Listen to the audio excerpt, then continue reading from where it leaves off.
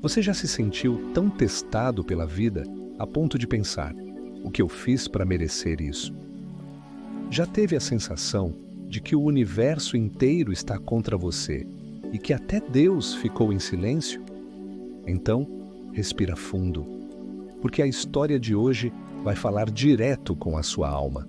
Prepare-se para conhecer um homem que tinha tudo, perdeu tudo, e mesmo assim, manteve algo que ninguém conseguiu tirar dele: a fé. Hoje vamos contar a história de Jó, não só a versão que muitos conhecem das provações, mas o homem por trás da dor, o pai, o marido, o líder, o filho de Deus. Fica comigo até o final, porque essa jornada vai mexer com você, vai tocar no mais profundo da sua alma. E se isso acontecer, já sabe, se inscreve no canal Despertar Espiritual, ativa o sininho e compartilha esse vídeo com alguém que precisa dessa luz. Jó vivia em Uz. Era conhecido como o homem mais íntegro e justo da sua região. Mas não era aquele justo arrogante, sabe? Era aquele tipo de pessoa que você olha e sente paz. A vizinhança o admirava, os servos o respeitavam e sua palavra era como lei silenciosa entre os que o conheciam. Ele era próspero, sim, riquíssimo. Tinha 7 filhos e 3 filhas, uma família grande, barulhenta e cheia de amor. Jó não era apenas um provedor material, ele era o pilar espiritual da casa. Todas as manhãs fazia sacrifícios por cada um dos filhos, com medo de que, em algum momento, tivessem pecado em pensamento ou em coração. Isso é mais que religiosidade. É zelo, é cuidado, é amor em forma de intercessão. Jó carregava o fardo da responsabilidade com leveza. Sua riqueza não o corrompeu. Seu prestígio não o afastou de Deus. Pelo contrário, quanto mais tinha, mais ele se curvava, mais agradecia, mais orava. As filhas de Jó eram muito amadas. Naquele tempo, era comum os filhos homens receberem destaque. Mas com Jó era diferente. Ele tratava todos com igualdade, com ternura. As filhas eram tão presentes em sua vida quanto os filhos. E quando eles faziam festas, e faziam muitas, pois eram alegres e unidos. Jó não dormia tranquilo até garantir que nenhum deles tivesse se desviado em pensamentos. Jó era o tipo de pai que se preocupava com o invisível, com o que não se via, com o que só o coração pode detectar. E é por isso que, quando falamos dele, não estamos falando só de um servo fiel a Deus, mas de um homem completo, justo com os outros, puro por dentro, íntegro nas ações. Em um mundo onde as aparências dominam, Jó era a essência, era a coerência em forma de vida. Mas eis que algo acontece. No plano invisível, onde forças se movem sem que os olhos vejam, o inimigo aparece diante de Deus e lança um desafio. Claro que Jó é fiel, ele tem tudo: proteção, riqueza, família, saúde. Tira isso dele e veremos quem ele realmente é. O teste é autorizado, não por maldade, mas por confiança. Deus sabia o coração de Jó, sabia da sua fibra espiritual. Então começa a tempestade. Num único dia, Jó perde tudo, tudo. Seus bois são levados, seus camelos, mortos, seus servos, assassinados, seus filhos, os 10, morrem juntos, tragicamente. E Jó rasga as vestes, cai no chão, mas ao invés de amaldiçoar o céu, ele adora. Isso mesmo, ele adora. E diz: Nu eu saí do ventre de minha mãe, e nu voltarei. O Senhor deu, o Senhor tirou. Bendito seja o nome do Senhor. Você consegue imaginar isso? No fundo do poço, em meio ao luto, ele escolhe a gratidão. Isso não é humano, é divino.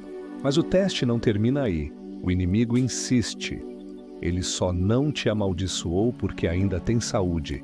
E a segunda parte do teste é liberada. Jó é coberto por feridas, da cabeça aos pés, se coça com cacos, se isola. Seus amigos o visitam e mal o reconhecem. Sua esposa, consumida pela dor, diz: amaldiçoa teu Deus e morre. Mas Jó responde com serenidade cortante: aceitaremos de Deus o bem e não o mal. Mesmo diante da dor física, da perda dos filhos, da falência, da solidão, Jó mantém a fé. Mas atenção, ele não está imune ao sofrimento. Ele questiona, ele chora, ele se desespera. E isso não é pecado, é humano. O que Jó nunca faz é abandonar Deus, mesmo quando ele parece ausente, mesmo quando o céu se cala. E isso é o que faz Jó ser Jó. Um homem que não ama a Deus pelo que Deus dá, mas por quem Deus é. Os amigos de Jó que vieram para consolar acabam acusando. Dizem que ele deve ter pecado, que está colhendo o que plantou. Quantas vezes ouvimos isso na vida, né? Que a dor é culpa, que o sofrimento é castigo. Mas a história de Jó desmente essa lógica. Ele é justo e sofre. Ele é fiel e é provado. Isso ensina que nem toda dor é punição. Às vezes, é evolução. Nem toda perda é sinal de erro. Às vezes, é chamada ao crescimento. Jó, em meio às acusações, se defende. Clama por Deus. Quer respostas, quer um sinal. E quando finalmente Deus responde, ele não explica. Ele revela sua grandeza, fala do universo, das constelações, dos mares, dos animais, e mostra a Jó que há uma sabedoria além da compreensão humana. E Jó entende, não com a mente, mas com o espírito, e se rende, e se cala, e diz: antes eu te conhecia de ouvir falar, agora meus olhos te veem. E é nesse momento de rendição verdadeira, quando Jó se desfaz do ego e se entrega de corpo e alma, que Deus o restaura. Mas não só devolve o que foi perdido, multiplica. Jó recebe o dobro de tudo. Seus bens aumentam, sua saúde é restaurada e ele tem novamente 7 filhos e 3 filhas. E aqui vem um detalhe lindo. As filhas são mencionadas pelo nome: Jemima, Késia e Queren Apuque. E são descritas como as mulheres mais bonitas da região. E o mais impressionante, Jó lhes dá herança, junto com os irmãos, algo raro para a época. Isso mostra que Jó não apenas manteve a fé, mas voltou com um coração ainda mais justo, ainda mais íntegro. Jó viveu muitos anos após tudo isso. Morreu em paz, velho e farto de dias. E sua história se tornou eterna, um farol espiritual que atravessa séculos e continua a nos guiar. Mas o que essa história quer nos ensinar hoje? Que a vida é cheia de testes. Que a fé não é barganha, mas confiança. Que não devemos amar a Deus pelo que Ele pode nos dar, mas por quem Ele é. Que mesmo quando o céu silencia, Ele está presente. Jó nos mostra que podemos perder tudo, menos a dignidade espiritual.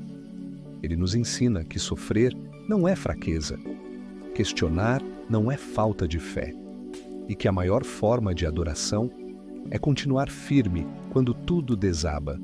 Se você está passando por um momento difícil, lembre-se, Deus não te abandonou. Talvez Ele só esteja te preparando, refinando, lapidando. E quando tudo parecer escuro, lembra de Jó e segue. Um dia você vai dizer como ele: agora eu te vejo e nada mais será como antes. Se essa história tocou seu coração, comenta aqui embaixo. Eu sigo firme, mesmo sem entender. Isso ajuda o YouTube a espalhar essa mensagem para mais pessoas. Se inscreve no canal Despertar Espiritual. Aqui a gente compartilha luz, fé, força e conteúdo que transforma. Ativa o sininho para não perder os próximos vídeos, porque vem muita coisa profunda por aí. E compartilha esse vídeo com alguém que esteja precisando de consolo. Às vezes, uma palavra pode ser o respiro que salva. E lembre-se, Deus pode estar em silêncio, mas Ele nunca se ausenta. Ele vê, Ele ouve, Ele age no tempo dele. E até lá, seguimos firmes, como Jó, com o coração em chamas e os olhos na eternidade.